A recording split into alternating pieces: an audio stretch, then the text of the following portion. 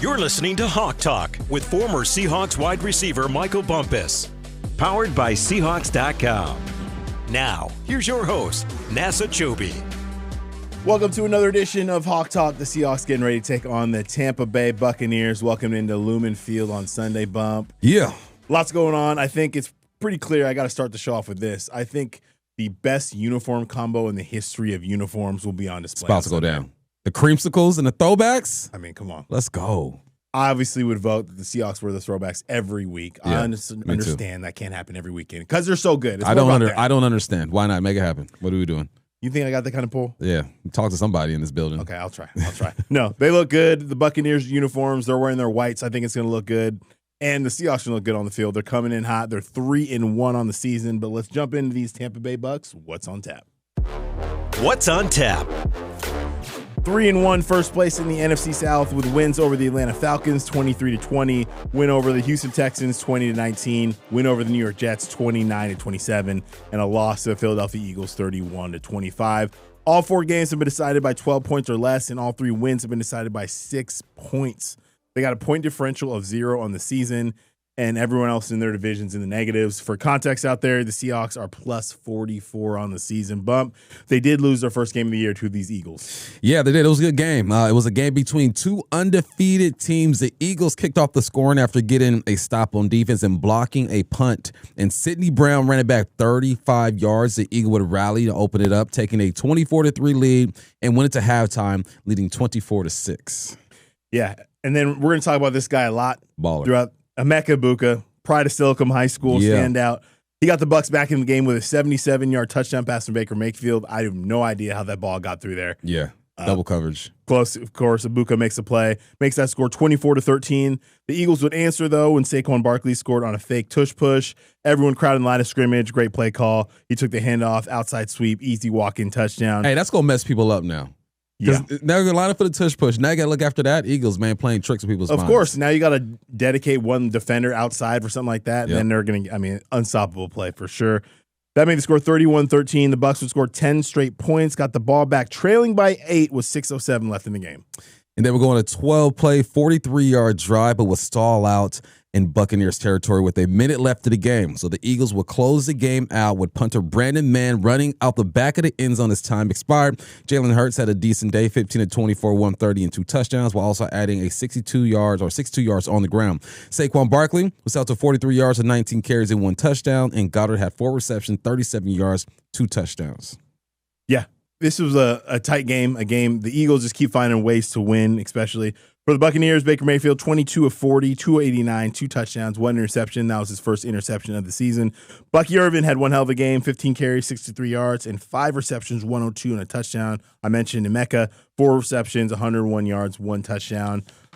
These Bucs are banged up, though, Bump. Yeah, I'm not even going to go through all the injuries. Their injury report is longer than our show sheet, so we will see what happens. Obviously, Bucky Irvin's a question mark. That's probably the big one going into this week. As the week is going on, it's looking like he's probably not going to play. We'll see. He's been in a boot, been on crutches. Final injury report will come out on Friday, and then the game status on Sunday. So we will see, Bump. But what jumps out when you look at the head-to-head between these two teams? They're both 3-1. They both have about 1,300 yards gained. They're both 15th when it comes to offense rank for the Bucs, 16th when it comes to the Seahawks. It should be on paper. It's a tight matchup.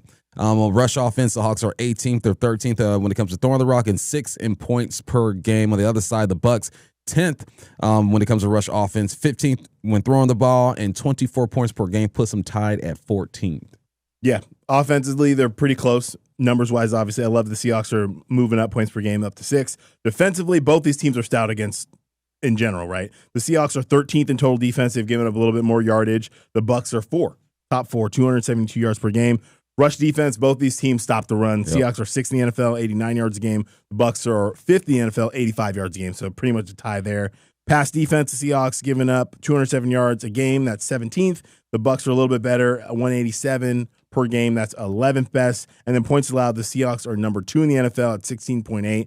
Probably the most important stat on this list. And then the Bucs are 20th, giving up 24 points a game. So both these teams are pretty evenly matched, Bump.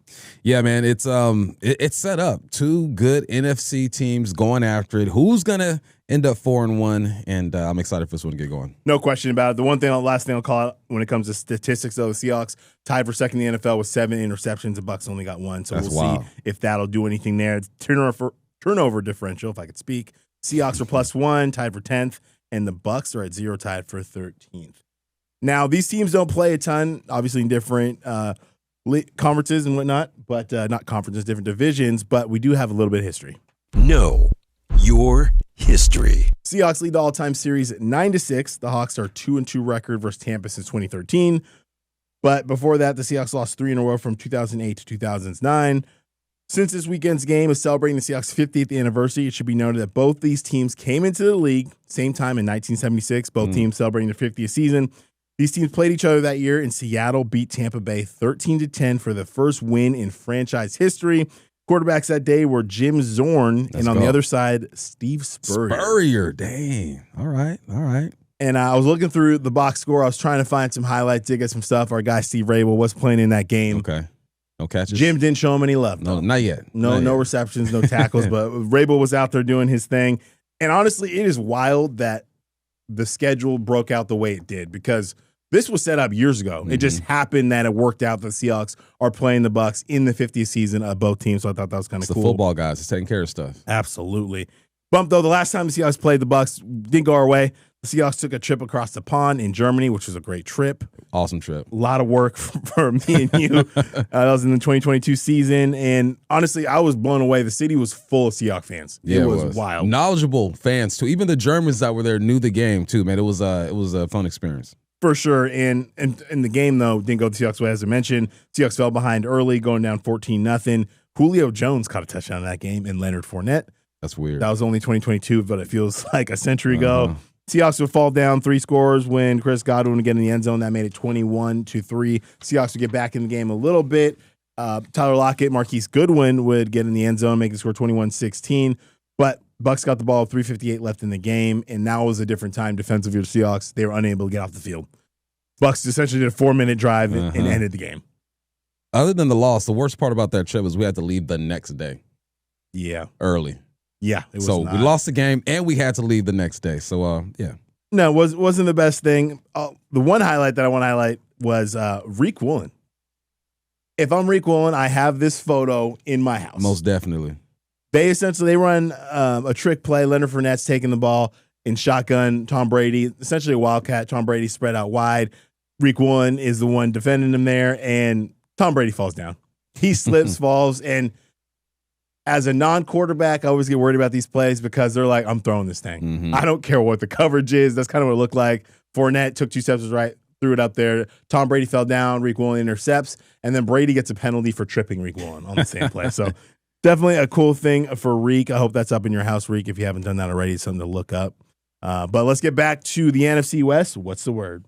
Where my soldiers at? West side! Where my soldiers at? West side! And the Seahawks are the NFC West champs again. What's the word in the West on Hawk Talk?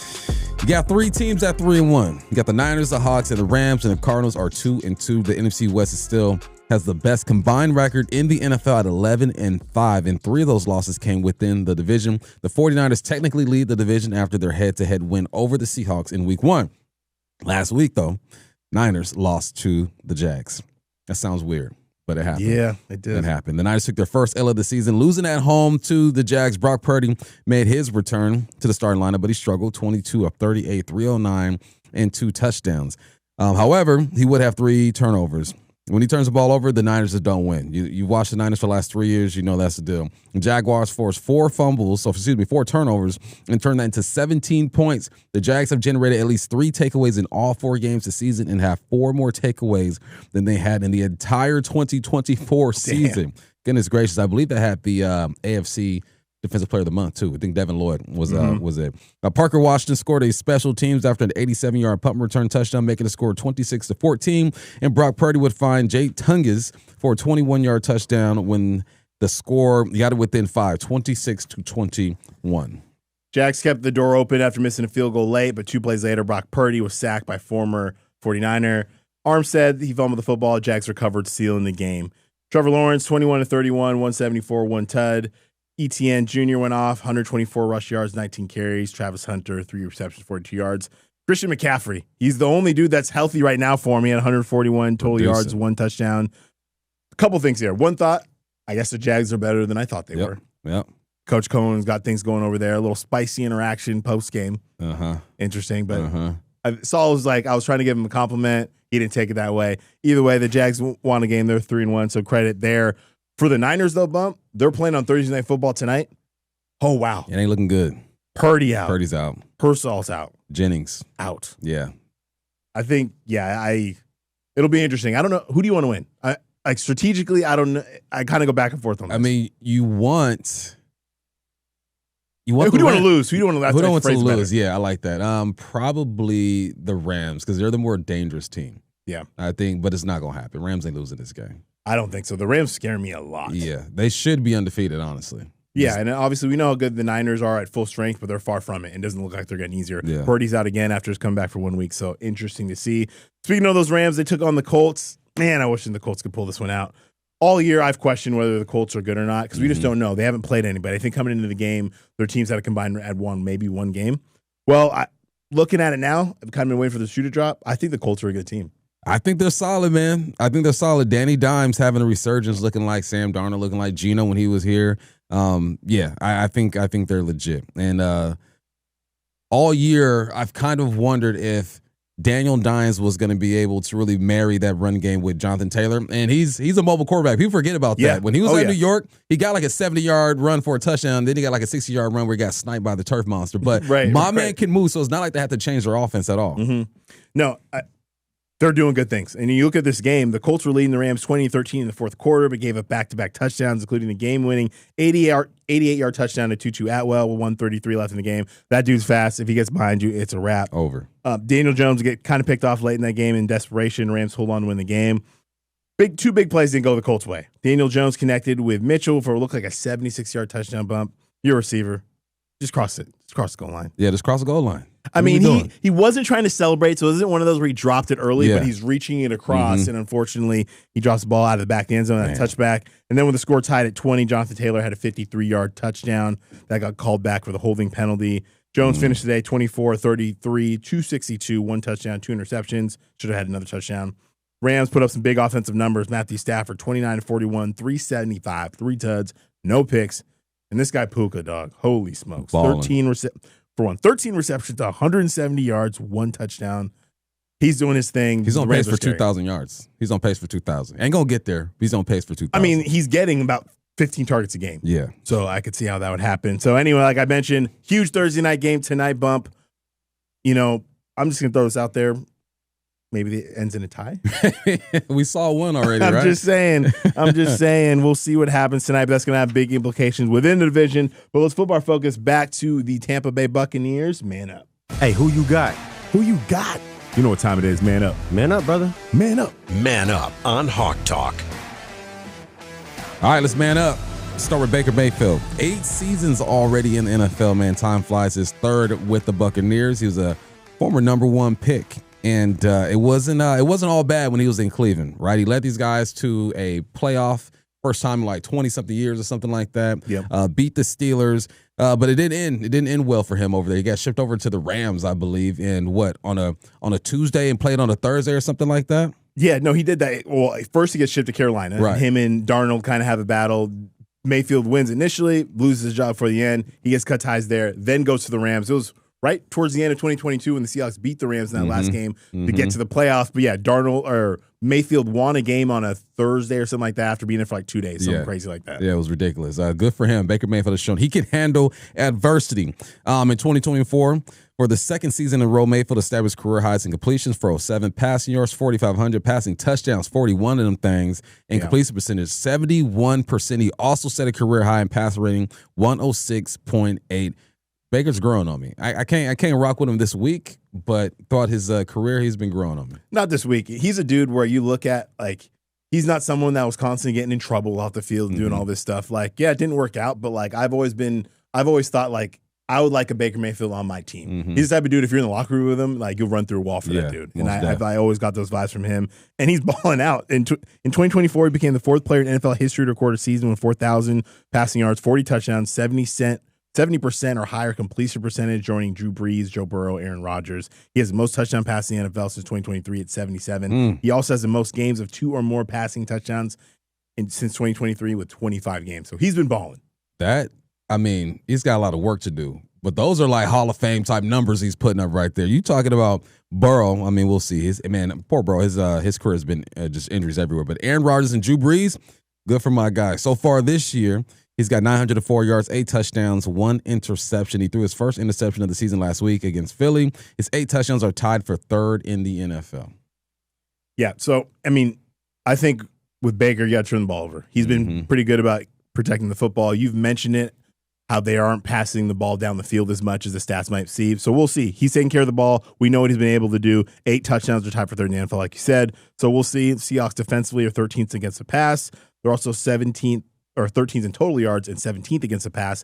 But these numbers, when you really look at them, the difference between 5 and 17, a lot of times we're talking 10 yards. Yeah. We're talking 1 completion a game. So we'll see there. Let's flip it over to our quarterback, Sam Darnold. He continues to be lights out every single week. I'm loving what he's doing. He hasn't turned the ball over in 10 quarters. He had a great game against New Orleans, followed it up with a good game against Arizona. 18-26, 242, 1 touchdown, QB rating of 111. And this was what stood out to me, Bump. Darnold is tied with Lamar Jackson for the league lead in yards per pass attempt with 9.1. Darnold's also number 1 in the NFL in yards per completion, 12.9. So he's getting the ball down the field. And I think a lot of people on their bingo card would not have said, right now, like today, looking at the numbers, the strength of this team is passing the football. Yeah, which is supposed wild to be running the rock, right? But you know what? They run it enough to keep the defense honest. It's going to open up the pass. Another matchup, you got Emeka and Chris Godwin. Man, usually anytime you're talking about the Bucs receiving core, you're thinking about Mike Evans, right?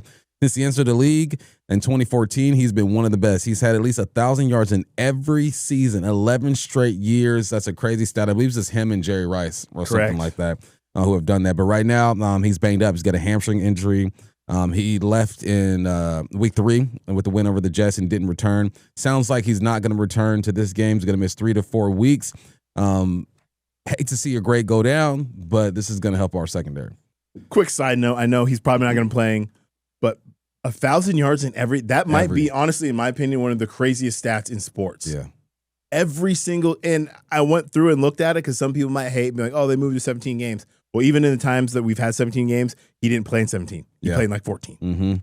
And last year he got 1,000 yards on the last play of the season. Yeah, he had to because it was close, and he might be in that boat again. So obviously it's not going to happen this week, but I'm rooting for Mike Evans to get back into it. Then there's another one you recognize, Bump, Jalen McMillan, another guy who's dinged up. He's not playing, former Husky great. But the Bucs did get Chris Godwin back in the lineup against the Eagles last week. Yep. Rookie.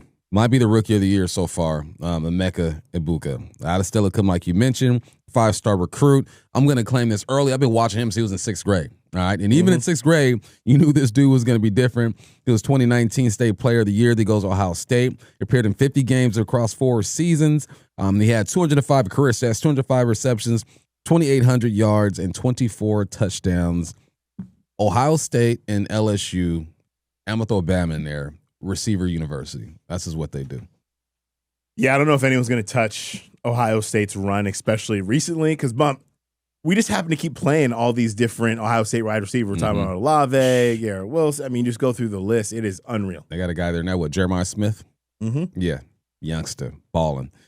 They also got Chris Godwin. Actually, let me go back to Emeka. Let's give him his proper love. Through 4 games, he's the Bucs' leading receiver, 18 receptions, 282 yards, and 4 touchdowns. He had his best game of the year last year and 4 receptions for 101 yards, had a 77-yard game that we talked about. He's 3rd in the NFL with 4 receiving touchdowns. That also leads the rookie class. Yeah, he's balling. I think on the huddle today, one of their beat reporters, I'm blanking on his name, unfortunately, but he talked about he thinks he's going to be rookie of the year. Yeah. So that's high praise for a dude, and we'll see. Again, I'm sure he's probably struggling to find all the tickets he can find for this weekend. A lot's going on in downtown, but he's balling out, so we'll see him there. And then Chris Godwin, he's been doing it in this league for a long time. He's had 4,000-yard receivers, 1,000-yard receiving seasons in his career, 2021 and 2023. He was on pace for another 1,000-yard season last year before he got hurt. So he's another dude that can definitely make plays in the secondary. The Seahawks, they're going to have their hands full for sure, but I think they're up to the challenge because they've been up to the challenge all season. Yep, another matchup. We got to look at our running backs against this good front seven. The Seahawks have shown a commitment to the run. All right, they're 4th in the NFL when it comes to attempts, so it's not for lack of trying. They're trying to run that rock. However, the Hawks are 28th in yards per carry. That's 3.6 A number they like to improve for sure. They took a huge step forward against the Cardinals, so we'll see if that can continue. Heading into last Thursday's matchup, the Arizona Cardinals' run defense was ranked in the top half of the league. They're ranked 4th in run defense, allowing just 76 rush yards per game, and were ranked 10th when it comes to yards per carry, 3.8. But we all know what happened. 155 yards the Hawks put on them and had 4.4 yards per carry. It was the best rushing, debut. I wouldn't call it debut, just rushing game of the year for these guys. No, without question. I think it's there. Bump. We've talked about it. We've talked about it on these podcasts. You saw parts of it, bits and pieces in the Niners, just not quite there. Yep. We saw it for a half against the Steelers on all cylinders. We've seen it for part of the game against the Saints. It's there. The Seahawks are continuing to do it, and I think it's going to open stuff up. Ken Walker, Zach Charbonnet, I'm hoping they have big games because they're going to have another test. The Bucs are 5th in the NFL, allowing just 85 yards per game. We know it's going to be difficult, but we'll see if we can have a repeat performance like they did against the Cardinals. Now, Bump, we'll spend time on this guy, Bucky Irvin.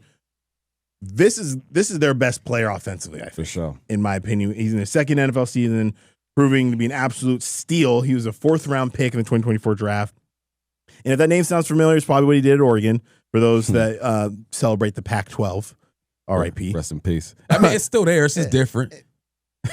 Just different. It's a little different. A little different. Yeah, that's right, Bum. Just a little bit different. 2 years in Eugene, he rushed for 1,000 yards each year. He had 1,593 scrimmage yards and 13 touchdowns as a junior 2023. Once he made it to the NFL, splashed immediately on the all-rookie team. 1,122 rush yards, 8 rushing touchdowns, 47 passes, 392 yards. We've talked about some really dynamic running backs this year, Bump. When you talk about Alvin Kamara and teams that can be really dual threat, he's definitely that dude. He is legit. He ends up winning the starting job over Rachaad White last year. He was doing his thing. This year coming into it, he's also having a great year. 6th in the NFL in scrimmage yards with 430. 2nd in the NFL in yards after the catch with 234, only trailing Bijan Robinson. Unfortunately, though, we've been talking about this. He's been wearing a boot. He's been in crutches. He's got an ankle injury. I think there's a shoulder thing going on, too, so we'll see what's going to happen for Sunday.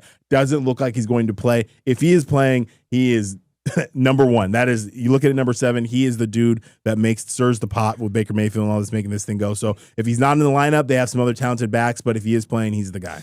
Yeah, he's a dude. He's got 71 attempts. That's 5th most in the league. He 19 for 19 when it comes to receptions and targets. Like he don't miss. So he is the catalyst to this team. So you're probably going to get some Rachaad White. So far this year, he has 23 carries, 108 and 1 touchdown, 8 receptions for 34 yards. The Bucs have the 11th best rushing attack, averaging over 124 yards per game. But the Hawks are 6th against the run, allowing 89 yards per game. So we'll see how this thing shapes up. Something's got to give. We'll definitely see there. I'm hoping the Seahawks can continue showing up front. That front 7 is just killing people out there for sure. But now Jackson Smith-Njigba, we talk about him every week. Why do we talk about him every week? Because he's an elite receiver in the National Football League. He was shut out in the first half against the Cardinals, as we know. But then second half, balls out. He had 2 big catches. He had the long 35-yarder, which we thought was going to set up the game winner. Unfortunately, it didn't. And then in overtime, he had that 22-yard catch that set up the game winner for Jason Myers. I'm trying to find different ways to describe Jackson Smith-Njigba and how he gets done. And I don't have a lot of words because he's not the biggest, fastest, or strongest, but when he's on the field, he plays like it. Every sense of the word. He's just a wide out. Whatever you need to do, short stuff, I got you. Blocking, I got you. Deep, I got you. Inside, outside, whatever you need. He's a complete wide out, man. He's killing it this year. 2nd in the league when it comes to receiving yards with 402. He's got 26 receptions. He's killing it, man. Well, and the one thing, too, thank you for bringing it up. So he's 2nd receiver in the NFL with 400-yard receiving. He only trails Puka Nacua, who has 101 more yards than him. But guess what? Nacua has 16 more targets and 16 more receptions than JSN does. So they are throwing – Puka is getting a volume of passes that JSN isn't quite doing. But when JSN gets his hands on the football, he makes plays. I'm just astounded. He's always open. Always open. And even if he ain't, he is. So we'll see. The OG Cooper Kupp, man, he got a quiet 15 receptions, man. Quiet 15 on 162. I believe Boyle says he's going to score his first touchdown this weekend. John Boyle. So, John, you get this right. All right, I owe you something. The Bucs are 11th against the pass, allowing 187 yards per game. Something tells me the Hawks are probably going to blow right by that. I would think so. Yeah. But we'll see. Yeah, I'm hoping Cooper Kupp, again, he's playing good football. The numbers haven't quite bared that out yet, so we'll see what happens there. And the last one that we're going to talk about, Vita Vea versus everybody. Yep. Okay, because Vita, Everyone in the Pacific Northwest knows who Vita Vea is. His dominant career with the Huskies, first-round pick, 12th overall in the 2018 NFL Draft. He's made the Pro Bowl twice, Super Bowl champion, started 94 of 99 games played, so he's durable. 232 tackles, 32.5 sacks, 43 TFLs, 68 quarterback hits, 7 passes defended, 3 forced fumbles. Vita Vea is an absolute problem. Last week jumped out. I mean, he was crucial for them last week, that comeback. They shut out the Eagles in the second half. The Eagles didn't complete a pass, essentially, and they held Saquon Barkley to 43 yards and 19 carries. When he's doing it and he's also getting after the passer, that's dangerous. He had 2 sacks last week. It's scary, man. 2 sacks last week, 2 hits on the quarterback in week 4. He just does it all, man. He's the type of guy that you slide protection to. Like, you don't let him go one-on-one with anybody, right? You need help. You see Vita Vea, you better send some help, man. He's a dominant football player. Yeah, and we'll see. I love how the interior line is starting to play, and they're figuring it out, starting to gel. Gray Zabel's doing a great job. Jalen Sundell, Anthony Bradford's having his plays too. So we'll see what happens there. But the Seahawks will definitely have their hands full with Vita Vea. But Bump, I feel great about this football team. Come on. They are 3-1, and we're going to tell you how they're going to get that job done on Sunday. Path to victory. At the 45, waits for the snap. Michael Dixon puts it down. That kick is away, and that kick is good! The Seahawks win! It's good! It's a path to victory on Hawk Talk. Another tough task at home. We just went through all the matchups. There's a lot of good players on the Buccaneers side. They're obviously a little dinged up, so we'll see how that plays out. Offensively, the Hawks have their hands full with a 4th-ranked defense and the 3rd-ranked run defense. For me, I think Sam Darnold, continue doing what you're doing. Take care of the football. Keep making throw after throw down the field. Keep finding JSN. It's clearly working well. And then Bump, establish that run game. Seahawks are committed. They just need to find consistency, in my opinion. They have plays. Just get rid of the negative plays. And I think they'll be just fine. Yep. Establish a run. Protect your quarterback. He was sacked 3 times last week. That's a season high. That's the same amount the Seahawks gave up in the first 3 weeks of the season. So, protect your quarterback. And we talked about the man, Vita Vea. All right, don't let him ruin the game.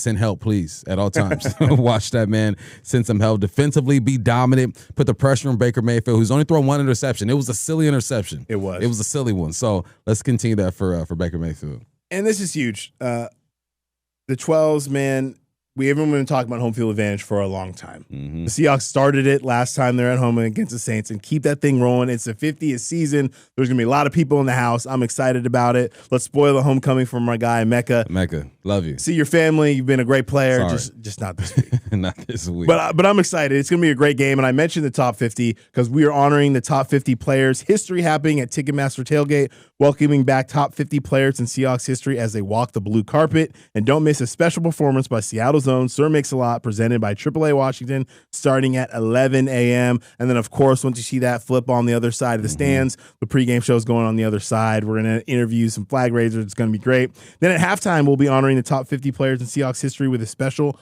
on-field ceremony presented by AAA Washington. So, Bump, I'm excited. A lot of good things going on. This weekend's going to be crazy in Soto. Get down there early. Just hang out all day. Just kick it. Hang out all Come day. kick it with us. Come listen to the pre- and post-game show. The Seahawks are going to figure out a way to get it done against the Buccaneers. It's going to be fun. He's Michael Bumpus. I'm Nasser Kyobe. We're getting you ready, and hopefully we'll be talking to you on Monday about a Seahawks victory over the Buccaneers. Till next time.